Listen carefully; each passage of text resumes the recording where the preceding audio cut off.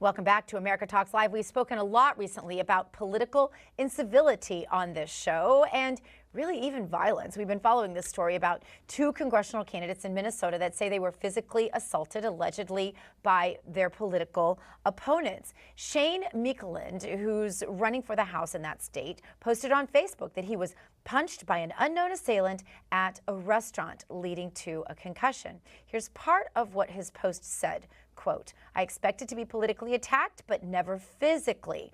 I weighed whether or not to share this today, but ultimately I think we all need a reminder to be civil to each other, regardless of our perspectives. He goes on to say the incident is now in the hands of law enforcement. And then we have State Rep Sarah Anderson, who says she was attacked over the weekend as she left her home and to lock the doors. Anderson confronted a man who had been kicking over her campaign signs. According to what she told a local CBS affiliate, she said, quote, you can't do this. And he said, yes, I can. I'm an anarchist. I can do whatever I want, end of quote. She says the man charged at her, told her to go kill herself, and then punched her in the arm. Anyway, that's where we want to bring in our next guest, Emma Meshell. Emma is the director of the correspondent program for campus reform. Emma, thank you so much for joining us. Emma, where's this going to end? What we have to do for this to end is we have to look to the college campus where it's starting. Just this past week at Ole Miss University, an esteemed institution of higher learning down in the South in Mississippi, we saw that there was a professor, an associate professor, Professor Thomas. He said that Republicans, quote, do not deserve our civility, and was calling for to go into restaurants where Republican senators or Republican politicians in general are, and to put your fingers in their food, to take their food home in boxes with you. And this is a very dangerous thing that we see. The left thinks that it's just political speech, but we see that they actually turn it into physical political violence. And at the Leadership Institute's campus reform, we've been covering this a lot, especially since the Kavanaugh nomination. Since now Justice Kavanaugh was nominated and those hearings were in process, we saw call after call for physical violence against anyone who supported him, particularly those Republican senators. This is a very dangerous attitude, especially on the college campus, where we should be upholding the utmost of respect for free speech, freedom of debate, and free dialogue between students, no matter what political bent they have. It's very important that we are making sure that they're allowed to discuss things safely and that there is freedom of speech and debate on these college campuses. I just saw a list published on Twitter, so I don't know for sure that this is true, but I'm hearing more and more rumblings about planned revolts of sorts by Antifa the day after the election, and they're naming the cities, they're naming the places. I've received email correspondence about this by some sort of covert lists that I'm on. I've also been seeing this, as I said, on social media. What do you think their goal is, to have already be planning these sort of town-by-town revolts in key cities the day after the election? Does this mean they're planning to lose, first of all, Emma, and secondly, what are they going to do at these protests? Antifa is likely to cause violence no matter where they are. We can't even go a week without discussing something that they've done to harm our ability to have political discourse. Just 2 days ago, I was here on your guys' show talking about my hometown of Portland and all the destruction that Antifa is causing there.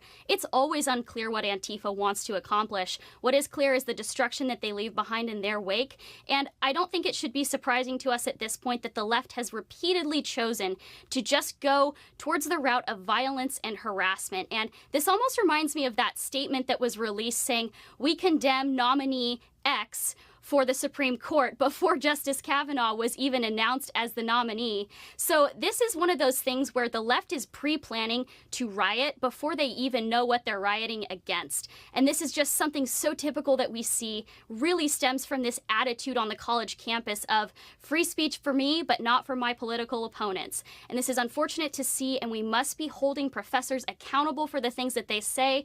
Yes, they have free speech rights, but it's also our responsibility as conservatives to hold them accountable for the things that they choose to say.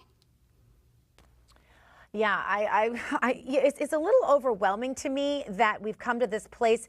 You know, my co-host today and I, Dick, we were talking about, do we think that we are headed for a civil war, and there are different perspectives on this. I personally think this president is too smart to let that happen in this country. I think he will use any means necessary to avoid that. I think he's a lot smarter than all of them. And as you said, we are the ones with the guns and the ammo, and they don't know what bathroom to use. I thought that was pretty funny. But what is your take? Do you think we're headed for a civil war? Abraham Lincoln was a pretty smart guy. That's true, but he didn't have the same sort of tentacles into the culture that we have now with social media and with a comprehensive military and all of those things. Go ahead, Emma. I don't necessarily think we're headed for a civil war, and here's why. I think that these vocal minorities, these really violent, extreme people on the left, I think that they're the minority. But unfortunately, they're the minority that has a monopoly on the media, a monopoly on the college campus. It seems like there's a lot more of these people than there actually are. And it's important that we pay attention to them and the things that they do because they have influence. They have the ability to sway people in their direction. But I think there's a lot of good-natured people in America who understand that civil political discourse is very important, and they understand how to get along with their enemies politically. And I think that it's important to know that in America, we treat each other with respect, we treat each other with dignity, and by and large, that's what most Americans do. What we have to pay attention to, though, like you said, is this vocal minority who are overwhelming the conversation on the college campus and who are overwhelmingly indoctrinating students to try to make them militant members of this leftist mob. It's unfortunate to see, but it is something that we can fight back against and we can call out, because I don't think we're headed for a civil war if we're careful about the things that students are being taught. All right, I want to shift gears a little bit with you, Emma. I want to talk to you about Senator Susan Collins. The University of Southern Maine banned a professor who offered class credit to protest Brett Kavanaugh. Professor Susan Feiner retired from the school earlier this year, but she was still allowed to teach. Now, the university says it never allowed her to offer credit to students who went with her to Washington, D.C. to protest, now, of course, Justice Kavanaugh. What do you make of this, Emma? I mean, I feel like I hear stories like this every single day, and yet I never really hear about any major fallout. Now and again, you'll have tenure ripped from someone or something, but they just get a job someplace else. So how do we put a final stop to these sorts of behaviors? I think the ultimate solution here is to call out what's happening. Professors have free speech, but that doesn't mean they have the freedom to give extra credit to students who happen to be on the left politically. And I think that the university was unaware that this was happening. They said that it was a hastily planned event, and the chancellor of the university came out and said, "We do not support this." The teacher was reprimanded. I think that what's most important and what we can do is we can tell the stories of what's going on. And at the Leadership Institute's campus reform, that's exactly what we're doing. We just write the stories. We let the universities decide what they should do about it. We let the people of America call out what they think should be happening. I think the facts present themselves in a pretty keen way to where people see that this is so ridiculous. We don't need to call it ridiculous. All we need to do is shine a light on it. And, the saying light is the best disinfectant, I think that really applies on our college campuses, and that's why we do what we do here. A lot of this, what the left has been doing, is driving a lot of people who are moderate away, hence the walkaway campaign. Yes, that's right. And because people, by and large, they object to violence and these kind of bribing students to get better grades if they involve themselves in protests. These are things that basically turn off most of the middle. Your comment on that, Emma. You're definitely right. Yeah. Yes.